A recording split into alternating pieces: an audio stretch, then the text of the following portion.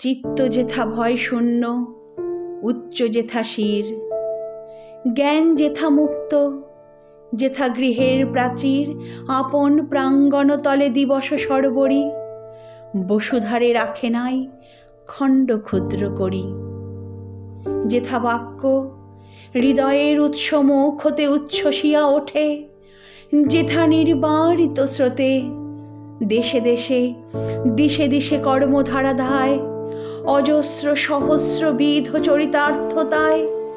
যেথা তুচ্ছ আচারের মরু বালুরাশি,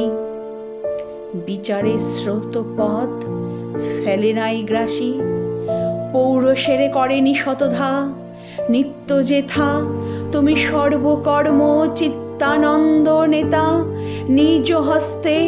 নির্দয় আঘাত করিপিত, ভারতেরে সেই স্বর্গে কর জাগরিত।